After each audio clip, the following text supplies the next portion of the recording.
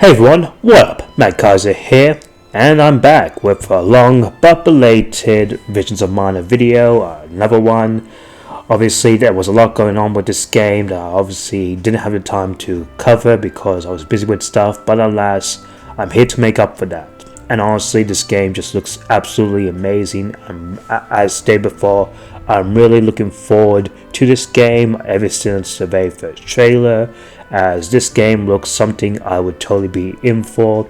And as such, I've also been into the Mana series recently. Like, I've completed Final Fantasy Adventure, and now I'm gonna do the original Secret of Mana, and hopefully expect a review of the first game very soon. With that said, I'm here to do my full-on breakdown, so let's begin. But before we begin, if you like what you've seen here, then by all means, like the video, click the subscribe button if you're new, and hit that bell notification icon if you want more content regarding Visions of Mana from yours truly.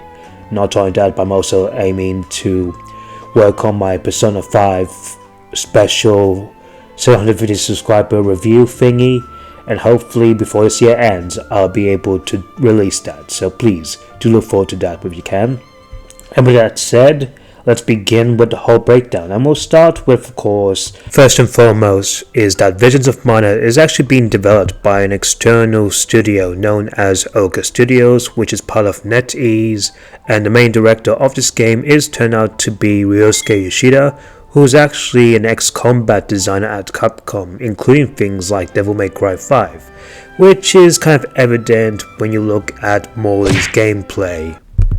Guess you can say he's feeling motivated. Full new brand new characters we officially get to have. So obviously our main character was Val, who you can see here, and obviously he takes design inspirations from characters from past Mana protagonists like, say, Sumo from Final Fantasy Adventure, Randy from Secret of Mana, and Duran from Trials of Mana. And again, he looks absolutely amazing. So it says here that Val hails from Tiana, the Fire Village, and he is the newly appointed soul god and protagonist of the game. He's a curious boy with a positive outlook on life.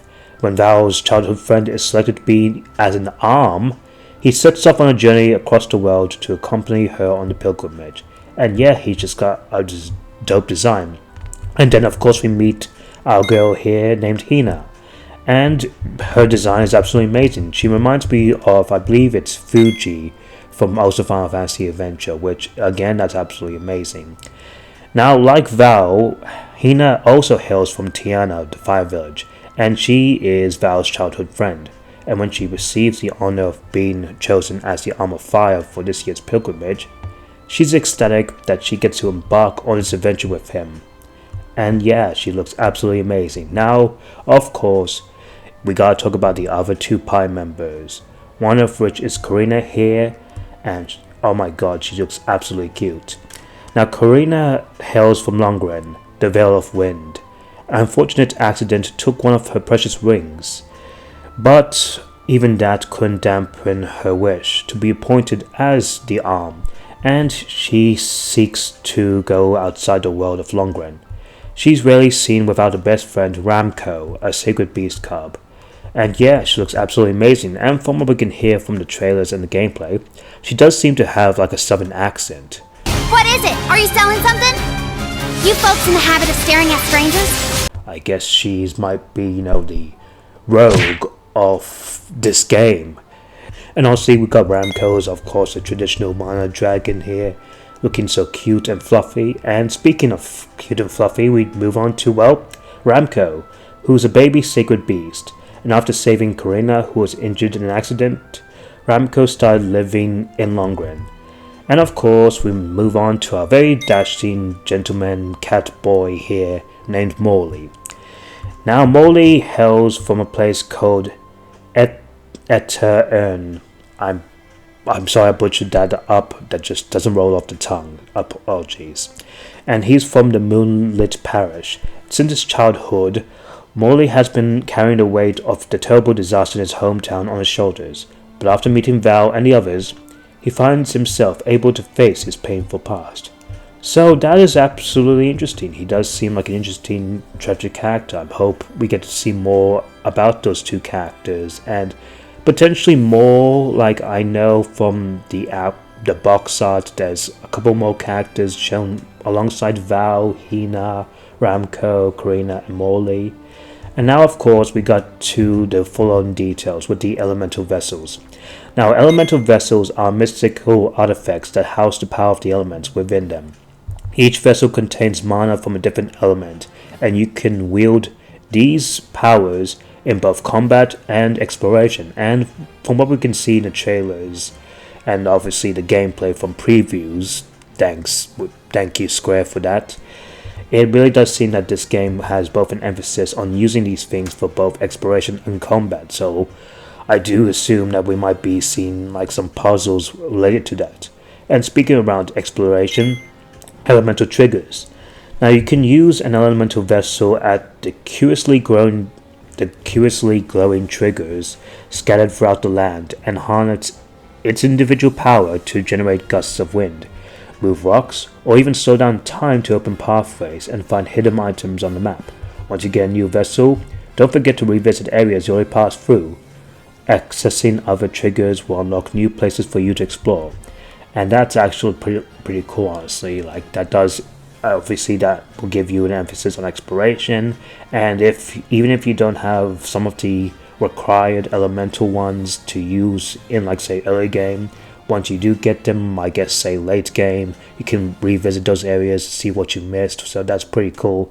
And I do like some of these effects, but you can see, like, one doing, like, generate gusts of winds, and one slowing down time. It kind of actually reminds me, I don't know if you believe me on this, it kind of reminds me of the elemental masks from Crash 4, It's About Time. Like, that's where I'm getting these vibes, I don't know. And now, of course, we got, of course, the class system, which was a feature that was, introduced in Trials of Mana, both the original and the remake. And obviously, the job system is back, and I'm happy to hear that. I always love a job system in my JRPGs, and I'm excited for this, as well as even Metaphor Fantasia has confirmed that we'll also have job classes as well. Now, obviously, with here it says to obtain the various elemental vessels to switch your characters to new classes. Different classes unlock different stats, weapon types, and unique moves or abilities based on their corresponding elemental.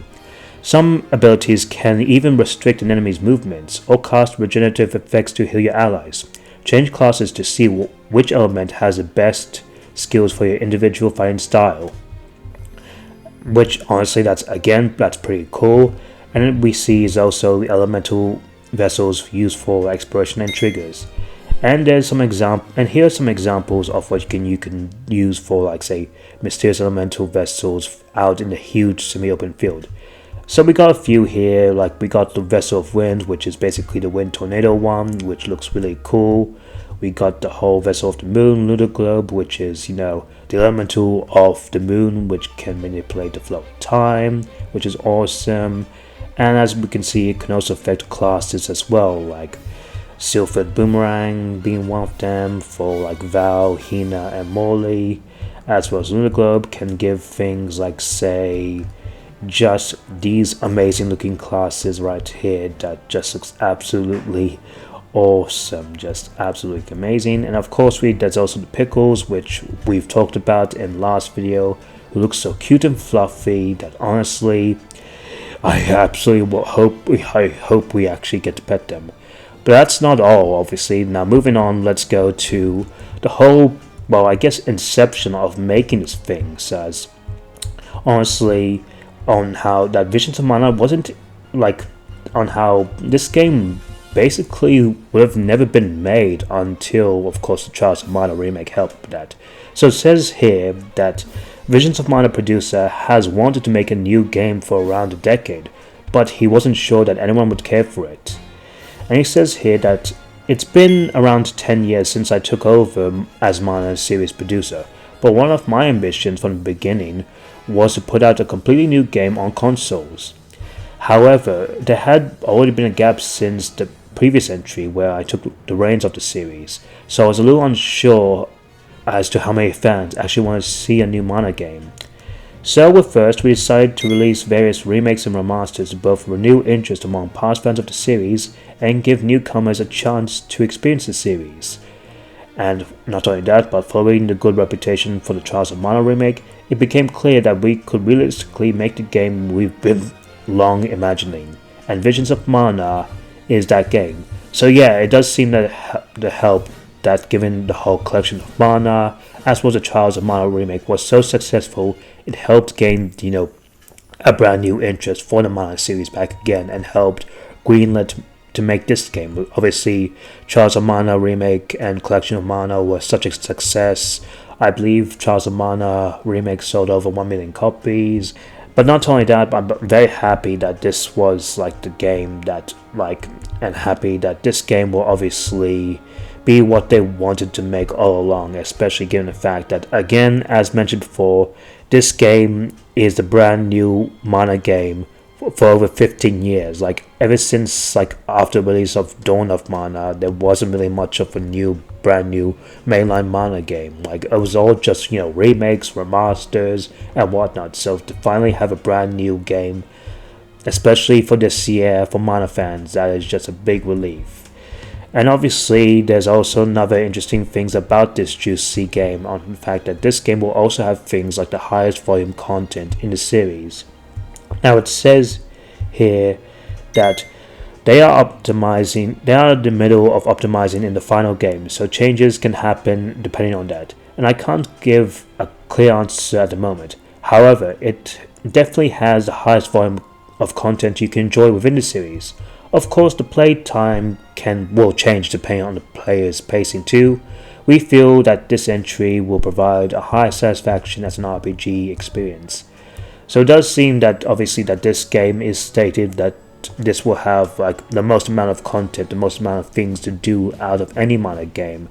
And well, that's not too surprising, as past Mana games tend to be on the short side, and I think given that this game is meant to be more of an ambitious evolution, that having new content and more things to do truly will be amazing. And honestly, depending on how you feel, especially with gaming, obviously if you want to read through the story you can, but if you want to do everything, I think this might be a lot of things to do, especially for completionist sake.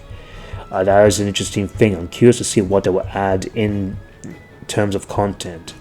Now, of course, we get to some of the more, bad news, one of which is a certain removal of a staple, as Visions of Mana is said to sadly remove the canon travel, which is a thing that was, I believe, introduced in Secret of Mana. I just recently experienced that, which is so hilarious and funny, and honestly, it is tragic. So it says here that the producer has said that the team felt that the canon traversal was too niche, leading to its exclusion. Still, the introduction of the pickle and the implementation of fast travel seems, like suitable replacements of sorts, even if they're less wacky. He said I was keen of trying to implement that canon, but we also felt it may be too niche, so we decided to forfeit it. In terms of other modes of traversal, you can ride the pickle around, as well as having a fast travel system that will make exploring these lands accessible and convenient. So that is an unfortunate shame, honestly, for those who really were fans of, the canon system thing in past Mana games. But I do get what he means by, obviously, nowadays modern JRPGs would have things like fast travel and some mascots to ride on, so it really doesn't entirely make sense to have the whole canon travel system, especially for, a semi-open world thing, because nowadays, especially with the overworld mostly becoming a relic of the past, obviously, that with fast travel you can really just, zip to areas without having to needlessly backtrack. Obviously, the overworld thing is sort of slowly returned with some remakes, like Star Ocean Second Story R, and heck, even Final Fantasy VII Rebirth, from what I can tell, is sort of emulating the whole overworld with its own open world kind of structure kind of thing. Whether or not that will become a mainstay for other RPGs in general, we'll have to wait and see. But alas, rest in peace, canon travel. You would be definitely missed. And of course, there's obviously other three things we also need to discuss. One of which I'm pretty sure that many people in the comments have said in my past Visions of Mana videos.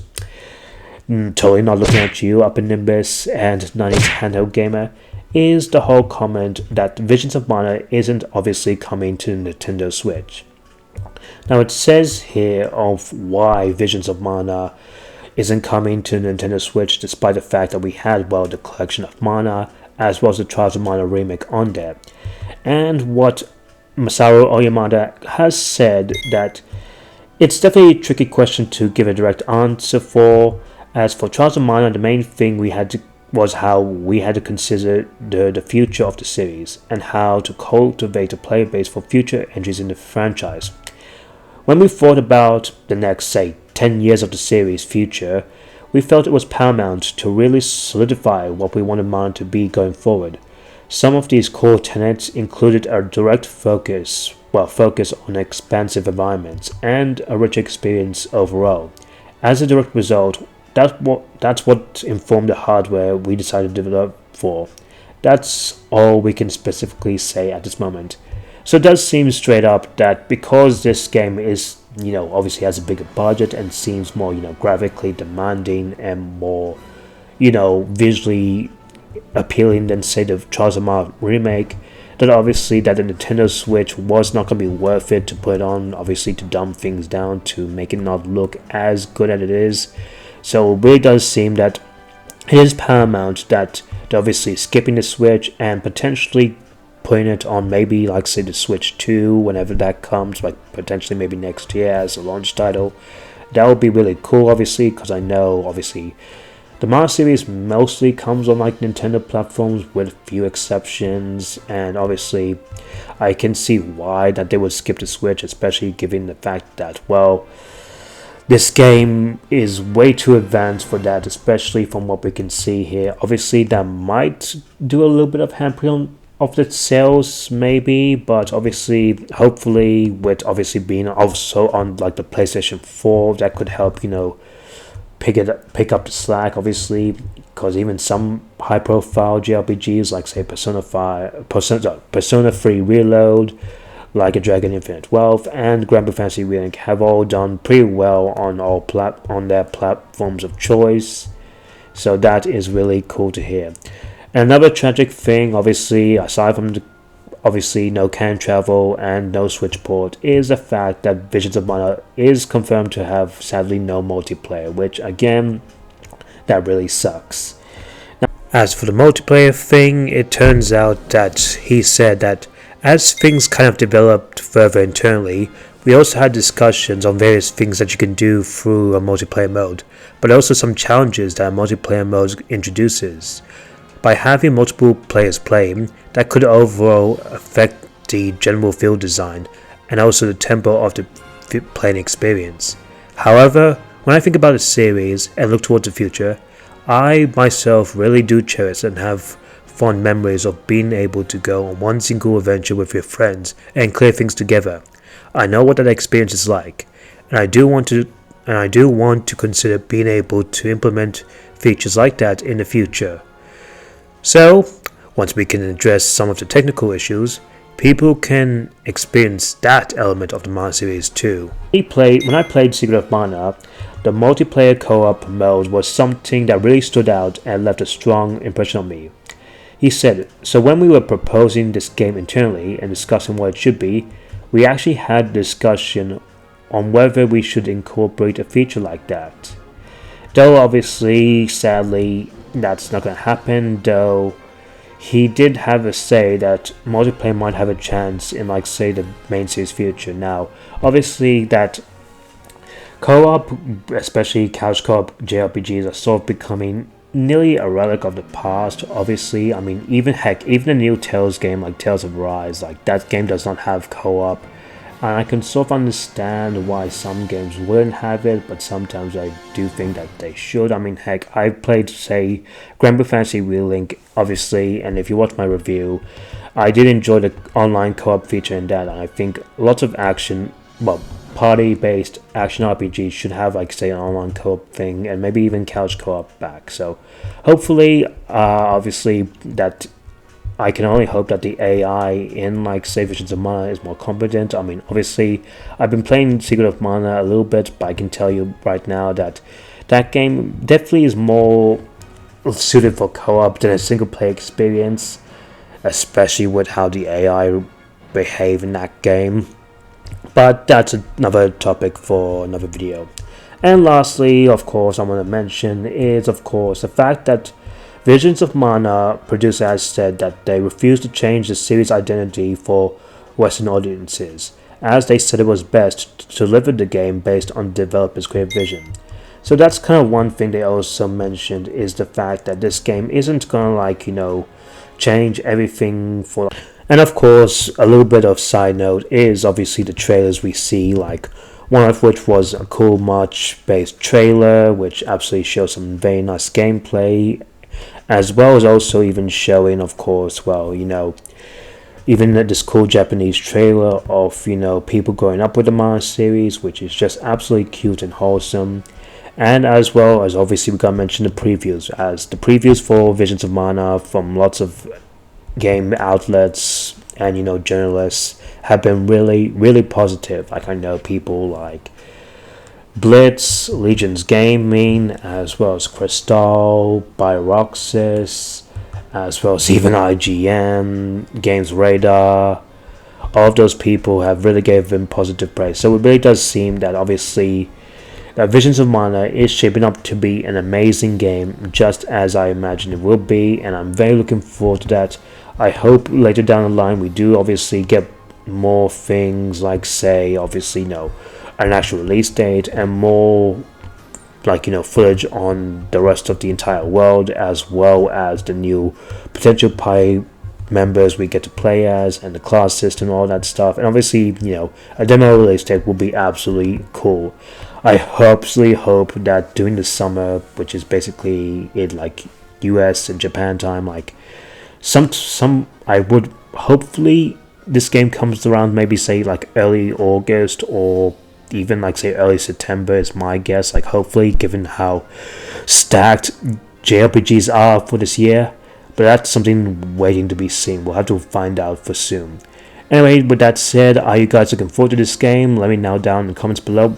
So until then, Mad Kaiser out.